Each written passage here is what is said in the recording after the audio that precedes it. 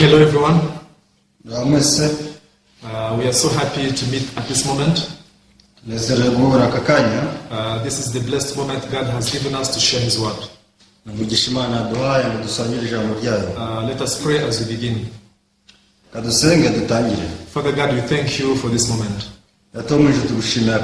Lord, we are here sharing your word and listening to your heart. Lord, you want the whole world to listen to the precious gospel. This is why, Lord, you have used us to spread this word of God everywhere. I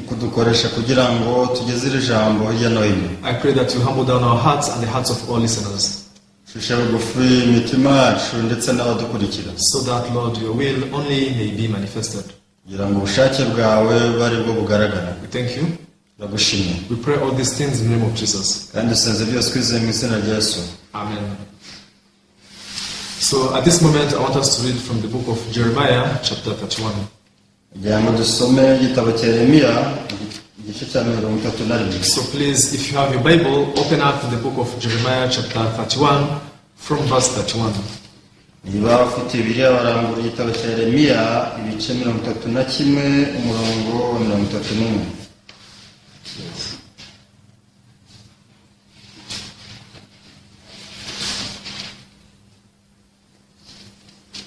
Once you are there, we will read.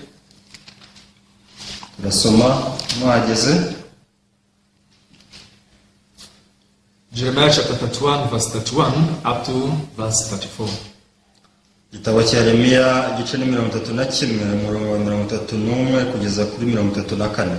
Behold, the days are coming, says the Lord, when I will make a new covenant with the house of Israel and with the house of Judah.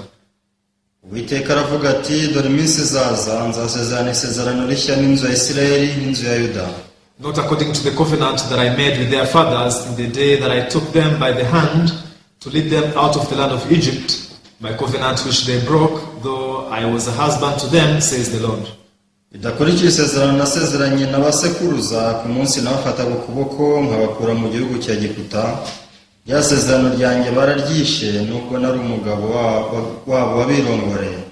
this is the covenant that I will make with the house of Israel after those days, says the Lord. I will put my law in their minds and write it in their hearts, and I will be their God, and they shall be my people.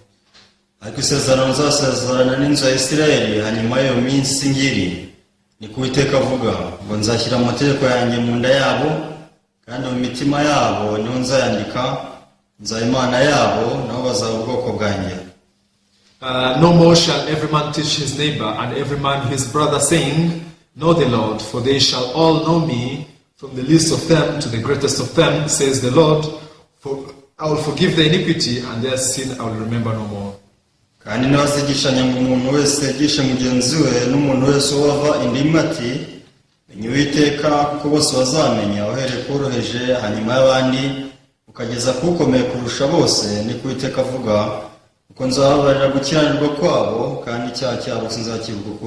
Yes, thank you. We have read up to verse 34.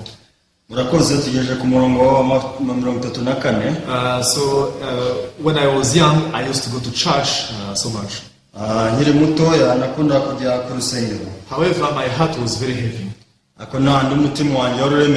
because I didn't know the Bible much, there are some, quotations, there are some, sayings of the Bible that I knew.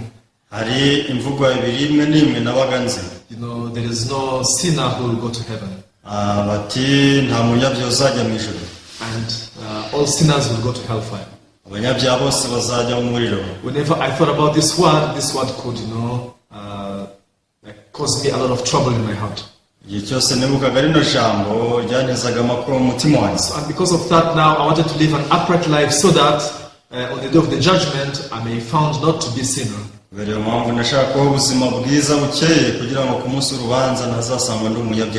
the church, one of the way they taught me was to keep the commandments of God. So now, many people today also, they think that if they keep the commandments of God well, they can go to heaven. However, the Bible says something very surprising. The Bible says that before the law came, sin was already in the world. Biravuga ngo mbere uko icyaha kiza amategeko aza icyaha cyahoze mu isi. Which means sin came before the law. Bivuze ngo icyaha cyaje mbere y'amategeko. That means even before people knew about the law, they had already committed sin. They had already fell into sin. Na mbere uko abantu bamenya amategeko bahabwa amategeko bari bamaze kugwa mu cyaha. Which means even before they decide to keep the commandments, they had already been judged to go to hell. Bivuze ngo na mbere uko bahabwa amategeko ngo bubahirize abari abantu bari bamaze gukatirwa gupfa. So now a sinful man, if you give them the commandments to keep them and become holy, they cannot make it. Rero umuntu mubi wandi w'umunyabyaha umuhaye amategeko ngo yubahirize ahinduke umukiranutsi ntabwo yabishobora. Let me give you an example. Urugero, there are some, I don't know if I can call them codes of conduct that people should have to avoid HIV/AIDS.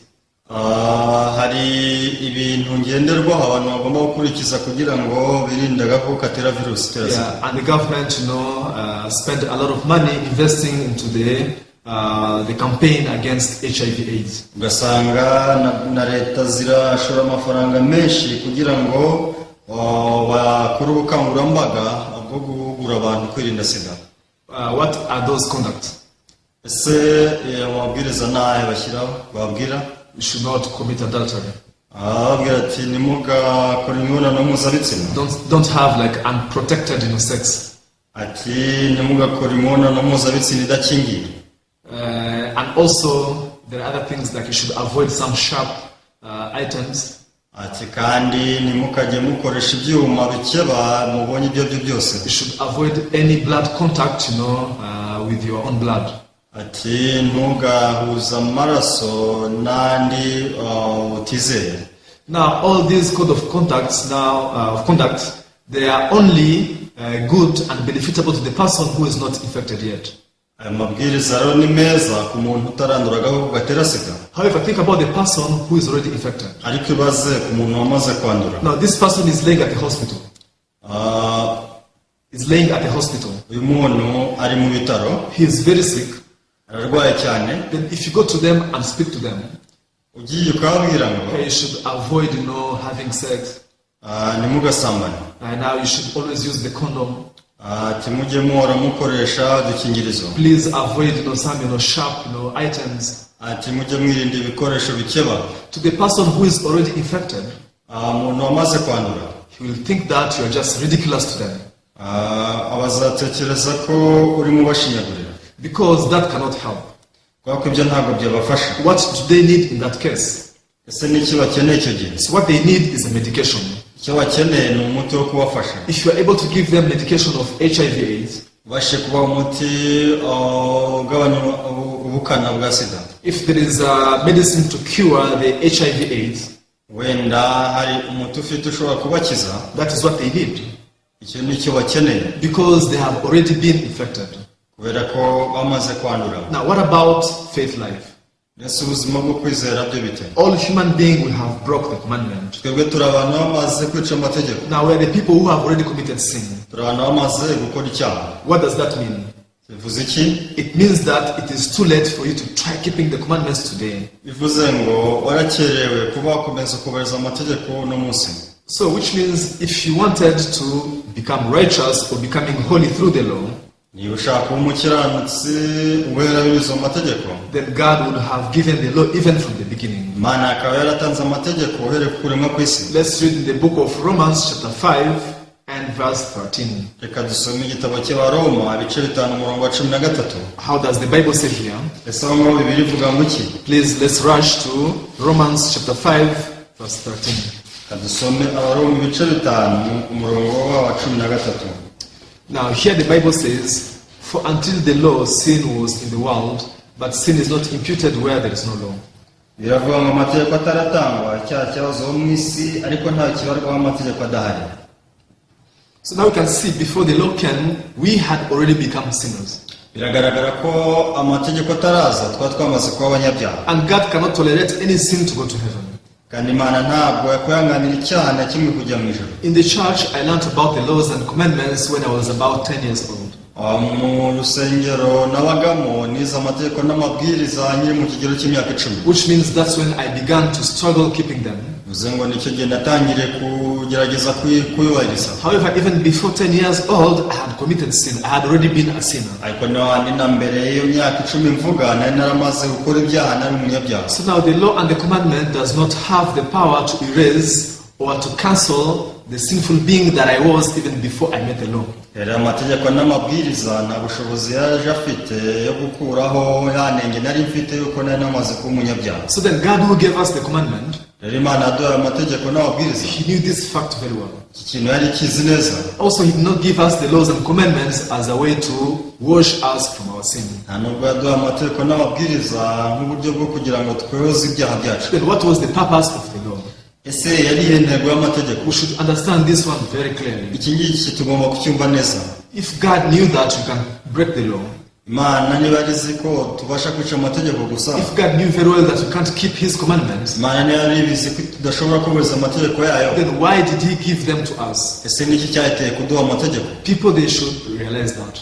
iki kintu abantu bagomba kukimenya. And now the Bible has spoken about that very detailedly. rero Bibiliya yamaze kukivugaho neza mu buryo bweruye. But now the problem is that we don't even read the Bible. ariko ikibazo usanga tutanasoma Bibiliya. However, if you read the Bible, iyo usomye Bibiliya you are able to meet the heart of God with which He gave us the laws and commandments. tubasha guhura n'umutima w'Imana wahiteye kuduha amategeko n'amabwiriza. So today, this is what I want to share with you. uyu munsi rero nicyo nshaka gusangira namwe. Now, in the book of Jeremiah chapter 31, verse 31. mu gitabo cya Yeremiya igice cya 31 umurongo wa 31. Now, God is promising to give now a second covenant. ahangaha Imana irimo irasezeranya kuduha isezerano rishya. Why is God promising to give a new covenant? ese kuki Imana isezeranya gutanga isezerano rishya? Of course, because the old covenant was not that effective. Birumvikana nuko irindi sezerano ryabanje ntacyo ryabashije kumara. You cannot understand why God gave us the new covenant if you don't know why ineffective the first covenant was. ntabwo ushobora kumva impamvu Imana yatanze isezerano rishya utumvise uburyo iki isezerano ryabanje ntacyo ryamaze. Now, let us go back to the book of Jeremiah chapter 31, the story that we read. reka dusubire mu gitabo cya Yeremiya igice cya 31. So here the Bible says, "Behold, the days are coming, says the Lord, when I'll make a new covenant with the house of Israel and the house of Judah. iminsi izaza nzasezerana isezerano rishya n'inzu ya Isirayeli n'inzu ya Yuda, Not according to the covenant that I made with their fathers in the day that I took them by the hand to lead them out of the land of Egypt, my covenant which they broke, though I was a husband to them, says the Lord." ndakurikije isezerano nasezeranye n'abasekuruza ku munsi nabafataga ukuboko nkabakura mu gihugu cya Egiputa, ya sezerano ryanjye bararyishe nubwo nari umugabo wabo wabirongoreye. Everyone, here in the book of Jeremiah chapter 31, God is speaking to us the clear way of salvation. ahangaha muri Yeremiya igice cya 31 birimo iravuga mu buryo butomoye inzira y'agakiza. So now in the heart of God, when He gave us the second covenant, rero mu mutima w'Imana ubwo yatangaga isezerano rishya, now here He says that, verse 32, it will not be according to the first covenant that I made with their fathers. biravuga ngo ntabwo rizakurikira isezerano nasezeranye n'abasekuruza. Now what is the first covenant which God made with our fathers? ese ni irihe sezerano Imana yagiranye n'abasokuruza? Now this covenant is the commandments or the law. iri sezerano birivuga nta kindi ni amategeko. Then you may wonder, how come the law is becoming a covenant? How come the law is becoming a promise? ushobora kwibaza ati ese ni gute amategeko yahindutse isezerano? Now, when there is a covenant, there has to be two sides. ubundi hari amasezerano bagomba kuba impande ebyiri. Now, according to the first covenant, which is the law, dushingiye ku masezerano ya mbere ariyo mategeko, now we see God who is making the covenant with human being. dushobora kubona ko Imana yagiranaga isezerano hagati yawe n'umuntu. And how is that covenant? ese ryari rimeze gute? And why is God saying that it will be different from the second covenant that God wants to give us? ese kuki birivuga ngo rizaba ritandukanye n'isezerano rya kera Imana yagiranye n'abasokuruza? In our life, sometimes we may buy, let's say, a house, or we may buy a land. muri ino minsi umuntu ashobora kugura inzu cyangwa se isambu. Then, when you buy a house, when you buy a land, you make a certain contract or maybe some agreement. iyo uguze inzu cyangwa se isambu mugirana amasezerano na nyirayo. Then there has to be two parties. rero baba bagomba kubaho impande ebyiri. There is the seller and there is the buyer. Hari ugurisha ndetse n'ugura. Then in that agreement, you write the amount, the amount of purchase, and both of you have to sign on that agreement. Rero mwandika amafaranga mwemeranije hanyuma mwese mukabisinyira. Now every side has a certain commitment. Rero buri ruhande rero rufite icyo rugomba gukora. Now on this land of mine, I'm going to sell half of it. Ukavuga ati kuri isambu yanjye ndashaka kugurisha igice. Maybe I'm selling, let's say, 50 meters to 50 meters. Ati ndagurisha metero 50 kuri 50. So this is the commitment of the seller. Ibi ngibi nibyo ugurisha agomba gukora. And then there is also the commitment of the buyer. Ariko kandi ugura nari icyo agomba gukora. Now to these 50 to 50 meters, I'm going to pay, let's say for example, 10 million. Ati izi metero uvuze 50 kuri 50 ndakwishyura miliyoni 10. So now that is the commitment of the buyer. Rero uru ni rwo ruhande rw'ugura. And both of them have to sign. Rero bose bagomba kubisinyira. Now if there is lacking the commitment of one person, rero umuntu umwe atujuje amasezerano ye, then this is no longer an agreement. icyo gihe ntabwo aba akiri amasezerano. Now for the agreement to have value, there has to be two sides, two commitments and two signatures. Kugira ngo amasezerano agire agaciro nuko bombi baba babyemeranijeho kandi bakabisinyira. So now this is exactly what happened in the first covenant between God and human being. Ibi nibyo byabaye ku isezerano Imana yagiranye n'abantu. Now we see there is the responsibility of God.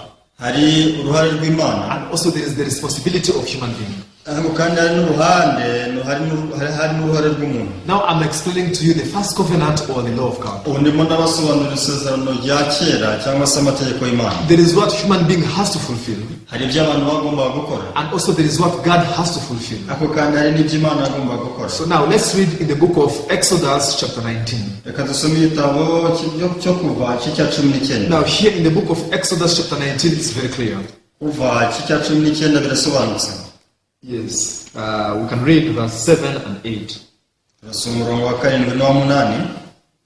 Please open up Exodus chapter 19 verse, we can read maybe verse 5 up to verse 8. Kuva ikigini cya 19 umurongo wa 5 kugeza kwa 8. Now therefore, if you will indeed obey my voice and keep my covenant, then you shall be a special treasure to me above all people, for all the earth is mine. None nimunyumvira by'ukuri mukitondera isezerano ryanjye muzambera amaronko mbatoranije mu mahanga yose kuko isi yose ari yanjye. And you shall be to me a kingdom of priests and a holy nation. These are the words which you shall speak to the children of Israel. Kandi muzambera ubwami bw'abatambyi n'ubwoko bwera, aya ariyo magambo ubwira Abisirayeli. So Moses came and called for the elders of the people and laid before them all these words which the Lord commanded him. Mose araza ahamagara abakuru b'abantu abazanira mu magambo yose Uwiteka yamutegetse. Then all the people answered together and said, all that the Lord has spoken we will do. So Moses brought back the words of the people to the Lord. Abantu bose barasubiriza icyarimwe bati ibyo Uwiteka yavuze byose uzabikora. Mose ashyira Uwiteka amagambo y'abantu. Now here we can see the commitment of people. Hano tubasha kubona ibyo abantu bari biyemeje gukora. In verse 8 the Bible says that all the Lord has spoken we will do. Murongo 8 uravuga ngo abantu barashuje ngo ibyo Uwiteka tubwiye byose uzabikora. We shall keep all his commandments. Tuzubahiriza amategeko yose. Just tell him to bring us the commandments. Mubwire yazane gusa. Now we shall fulfill all of them. Twese tuzabahiriza. Then God will bless us. Hanyuma Imana iduhe. Now in the first covenant, isezerano rya mbere, I don't know whether you read verse 5. Sinzi na mwase umurongo wa 5. Verse 5 said, now therefore if you will indeed obey my voice and keep my covenant. Biravuga ngo nimunyumvira by'ukuri mukitondera isezerano ryanjye. Now God is calling it his covenant. Now we can see here there is a responsibility of God and the responsibility of human being. What is the responsibility of man? We shall keep all the commandments. commandments. mukubariza amategeko yose uko yakabaye. Then what's the responsibility of God?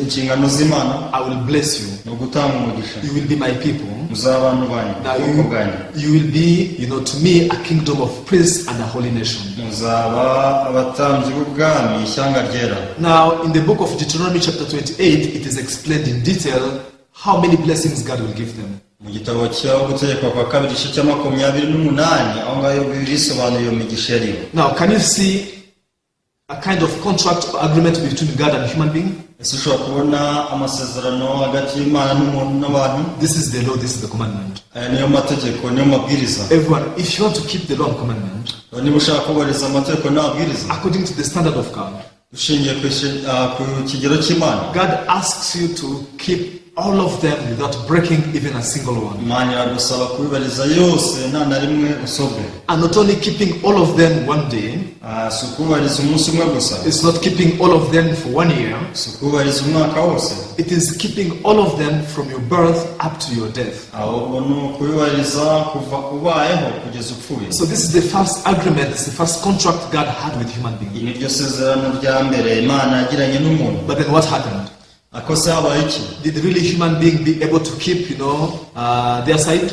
ese koko umuntu ibyo yagomba gukora arabikoze neza? Did people really keep, their commitment? ese umuntu yasohoje inshingano ze? Did people obey all the laws and commandments to the point that they never even break one? ese umuntu koko yasohoje amategeko n'amabwiriza yose ku buryo nta na rimwe yica? No way. oya. Now they broke their promise. barayishe. Now they broke their commitment. bishe, banze kubahiriza inshingano zabo. And that's why God spoke through Jeremiah in the book of chapter 1.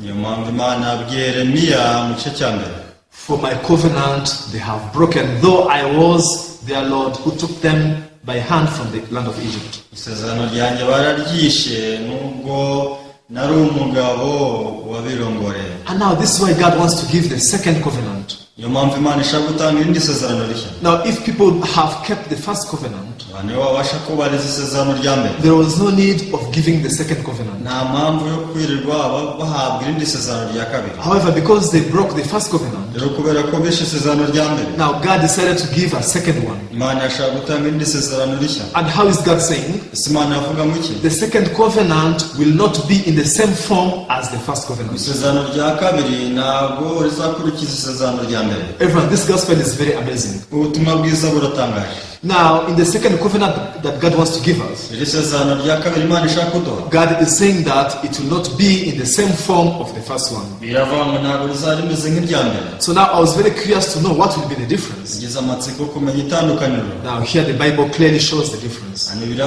bitandukanye. Now let's read verse 32. dusome Yeremiya 3:32. Yeah, let's go back to Jeremiah 31 verse 32. dusubire muri Yeremiya igice cya 31 tugasoma umurongo wa 32. Now God wants to explain the second covenant that He wants to make with us. Imana irashaka kudusobanurira iby'iri sezerano rya kabiri ishaka gutanga. Verse 32 says, not according to the covenant that I made with their fathers in the day that I took them by the hand to lead them out of the land of Egypt, my covenant which they broke, though I was a husband to them, says the Lord. ridakurikira isezerano nasezeranye n'abasekuruza ku munsi nafataga ukuboko abakura mu gihugu cya Egiputa. rya sezerano ryanjye bararyishe nubwo nari umugabo wabo wabirongoreye. So now God promised to give another covenant not according to the first one. Imana irashaka gutanga irindi sezerano rya kabiri ridahuje n'isezerano rya mbere. Now do you want to know how different is the second covenant from the first one? ushaka kumenya itandukaniro hagati y'isezerano rya mbere n'irya kabiri? Now let's keep reading. reka dukomeze dusome Verse 33. 33. But this is the covenant that I'll make with the house of Israel after those days, says the Lord. I'll put my law in their minds and write it on their hearts, and I'll be their God, and they shall be my people. ariko isezerano nzasezerana n'inzu ya Isirayeli hanyuma y'iyo minsi ngiri, ni ku Uwiteka avuga ngo nzashyira amategeko yanjye mu nda yabo, kandi mu mitima yabo niho nzayandika, nzaba Imana yabo nabo bazaba ubwoko bwanjye. Verse 34. No more shall every man teach his neighbor and every man his brother, saying, know the Lord, for they all shall know me, from the least of them to the greatest of them, says the Lord. For I will forgive their iniquity, and their sin I will remember no more. kandi ntibazigishanya ngo umuntu wese yigishe mugenzi we, umuntu wese ngo bava indi imwe ati menya Uwiteka, kuko kuko bose bazamenya uhereye koroheje hanyuma abandi ukageza kukomeye kurusha bose, ni kuiteka avuga, kuko nzababarira gukiranirwa kwabo kandi icyaha cyabo sinzakibuka ukundi. Now, from verse 33 up to 34, God is explaining the second covenant. Rero kuva ku murongo wa 33 kugeza kuri 34 Imana ikudusobanurira imiterere y'iryo sezerano. Now, when I looked closely to this second covenant, rero nitegereje neza iri sezerano rya kabiri, something amazing is that you don't find any works of man or any responsibility of man. itangaje nuko nta murimo w'umuntu tuwabona cyangwa se inshingano z'umuntu. Now, this is a very special agreement, it's a very special contract. rero aya ni amasezerano adasanzwe. Now, this is a one-sided agreement. bivuze ngo ni isezerano ry'aho umuntu umwe ari we ugomba kubahiriza inshingano ze gusa. Remember, normally in the agreement we have two parties that have to sign on it. isezerano rya mbere twari dufite impande ebyiri zombi, buri wese agomba kugira icyo yubahiriza. And there is a commitment from every side. rero buri wese agomba kugira icyo akora. However, in the second covenant, ariko isezerano rya kabiri, there is no commitment of man. umuntu nta nshingano ntacyo agomba gukora gihari. When you read closely verse 33 and 34, bisomye yitonze umurongo wa 33 there is only the responsibility of God.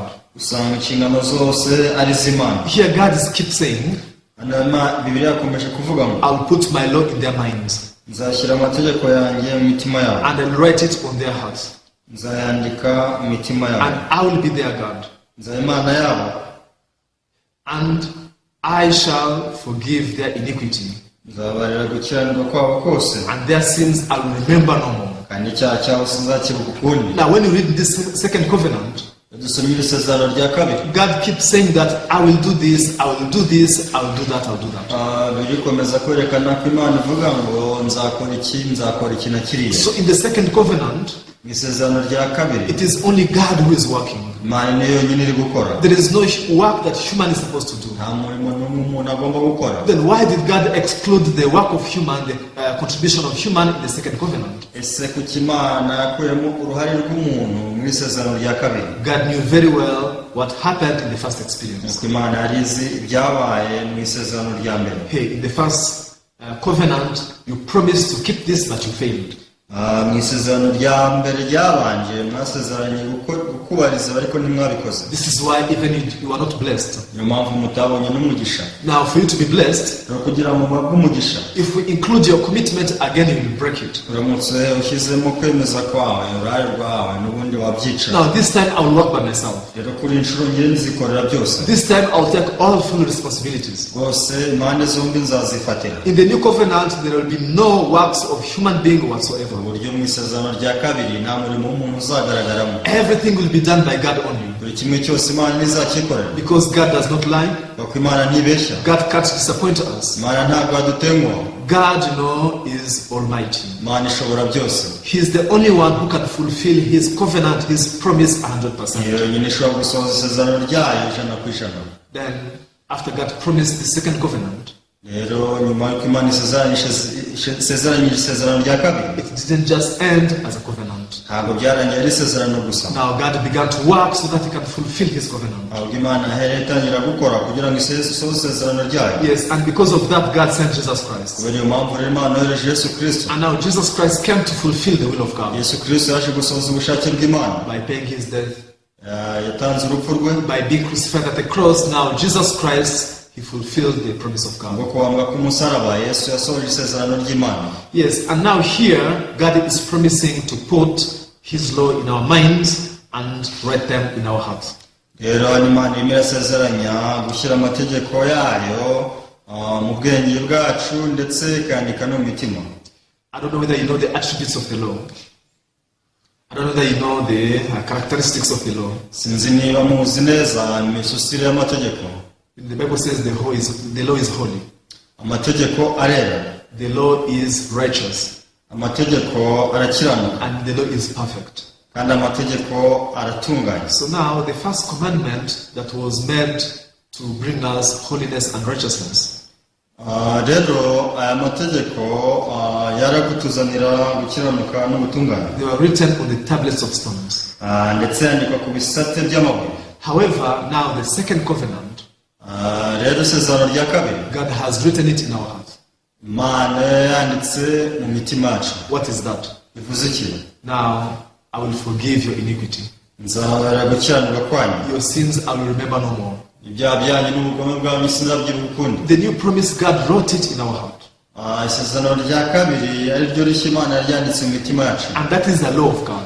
kandi ayo ni amategeko y'Imana. The law of God does not change. rero amategeko y'Imana ntahinduka. So if God wrote on our heart Imana yaranditse mu mitima yacu that I forgave your sin, mubare ibyaha byawe, I will remember your sin no more. nzibuka ibyaha byawe ukundi. The people who have received that promise of God, abantu bakirira iryo sezerano ry'Imana, every time they testify of that promise of God, igihe cyose bahora bahamya iryo sezerano, hey, I have no sin. nta cyaha mfite, Now I have no unrighteousness. nta gukiranirwa mfite, I am holy, I am righteous. ndubera ndakiranuka. This is already engraved in our heart. Ibi ngibi byamaze guharaturwa mu mitima yacu, And now God engraved it in our hearts Imana imaze kuharatura mu mitima yacu so that it can't be erased. kugira ngo itazagira ubisiba. Now this is the second covenant that God wants to give every one of us. Iri ni isezerano rya kabiri Imana ishaka guha buri wese. So now after I realized this, yamaze kumenya ibi ngibi, now I could be free from all the burdens of sins. nabashije kubohoka imitwaro yose y'ibyaha nari mfite, I could be free from all condemnations that Satan was trying to put in my heart. nabashije kubohoka kwica iteka kose Satani yagerageza gushyira mu mutima. And now I'm so thankful that God has moved me Niyo mpamvu nshima Imana kubera ko Imana yanyimuye, from the old covenant to the new covenant. ikamvana mu isezerano rishaje ikanyeza mu isezerano rishya. Whenever I was living in the old covenant, Igihe cyose nabagaho ndi mu isezerano rishaje, I was heavy in my heart. numvaga ndemerera umutima wanjye. Whenever I committed sin, Igihe cyose nakoraga icyaha, I could fall into despair. numvaga nguye mu kwiheba. Oh God, I'm going to perish. Imana ubu ngiye kurimbuka, Now I'm going to hellfire. ubu ngiye muri utazima. How can I solve my sin problem? Ese ni gute nakemura ikibazo cy'icyaha? Now I was having the responsibility to fulfill everything in that agreement. Ngiye wari ufite inshingano zo kugira ngo ngire ibyo nsohoza hanyuma nkizwe. Then what was the outcome? Ese cyavuyemo n'iki? Only failure and disappointment. Ni ugutsindwa ndetse no gutengwa gusa. However, after I was moved Ariko maze kwimuka into the new covenant, ajya mu isezerano rishya, I realized now in this covenant there is no responsibility of man. naje kumenya ngo burya mu isezerano rishya nta kintu umuntu agomba gukora. God is the one who keeps saying that I will do this, I will do this, I will do that. Imana niyo ikomeza kwivugira ngo nzabikora, nzakora ibi na biriya. So dear followers, Rero abakurikiye mwese, why don't you move into the new covenant? ese kuki mutakwimuka mu isezerano rishya? The former covenant was taken away. Isezerano ryabanje ryakuweho, Then why do you keep holding something that was taken away? ese kuki ukomeza kugundira ibyakuweho byasezerewe? I will read one verse and I end. Ndasomezereza ku murongo umwe, In the book of Hebrews chapter 7, igitabo cy'Abaheburayo cya karindwi. please open Hebrews chapter 7 verse 18 and 19. Bumbure Hebrews chapter 7 verse 18 and 19. bumbure igitabo cy'Abaheburayo cya karindwi umurongo wa 18 na 19. Yes. If you are there, we will read. Mwageze dusome. For on the one hand, there is an annulling of the former commandment because of its weakness and unprofitableness. Nuko rero itegeko rya mbere ryakuweho kubw'intege nke zaryo n'umumaro muke. So the Bible says that the first commandment was annulled because of its weakness and unprofitableness. Irahamya ku isezerano rya kera ryakuweho kubw'umumaro muke waryo. So if the Bible says that it was annulled, niyo birivuga ngo ryakuweho, then what do you want from it? none se ni ikintu ushakamo? Something that was already taken away. Ikintu cyamaze gukurwaho, What do you need from it? se ni iki gikeneyemo? There is nothing. Ntacyo. And now verse 19. Umurongo wa 19. For the law made nothing perfect. On the other hand, there is the bringing in of a better hope through which we draw near to God. Kuko amategeko atagize icyo yatunganije rwose, ahubwo yari ibanze ry'ibyiringiro biyaruta riduhesha kwegera Imana. Now, here the Bible says that there is nothing the law made perfect. Hano biravuga ngo ntacyo amategeko yigeze atunganya rwose, Because of its weakness kubw'intege nke zaryo and its unprofitableness. kandi n'umumaro muke. However, now there is a better hope through which we draw near to God. Niyo mpamvu hari inzira nshya ya kuduhuza n'Imana. Which hope is it? Ibyo byiringiro ni ibihe That can draw us near to God. ibyiringiro bitwegereza Imana because there is a second covenant. nuko hari isezerano rishya. That is the covenant in which Jesus has to work everything 100% for us to be righteous and holy. Hari isezerano rishya ryawe Yesu agomba gukora byose bikwiriye kugira ngo tubashe guhinduka abera. Now, this is how it was fulfilled. Uku nguku niko ryasohojwe. Verse 27. Umurongo wa 27. I want to read verse 27 in the same chapter. Mu gice kimwe umurongo wa 27. Now, here it talks about Jesus Christ as the high priest to sacrifice for our sin. Hano biravuga ko Yesu yaje ari umutambyi mukuru wo gutambira ibyaha byacu. Who does not need daily as those high priests to offer up sacrifices, first for his own sins and then for the people. For he did once for all when he offered up himself. Utagomba iminsi yose nk'abandi bakuru bandi kubanza kwitambira ibitambo by'ibyaha bye ubwe, hanyuma ngo abone uko abitambirira abandi, kuko iyo yabikoze rimwe, ibyo yabikoze rimwe ngo bihagije iteka ubwo yitambaga. Yeah, Jesus did it once for all when he offered up himself. Yesu yabikoze rimwe ngo bihagije ubwo yitambaga. So if what Jesus did was enough for all or forever, rero niba byose yakoze bihagije iteka, what else do you want to add? se niki ugomba kongeraho? If you try to add something, niba ugerageje kugicyongeraho, you are not making Jesus happy. ntabwo uzanezeza Yesu, You are just making him sad and frustrated. ahubwo uri gutuma ababara. Now let's say you have been working all day long, Reka tuvuge ko uri gukora umunsi wose, then you are very tired and you go back home.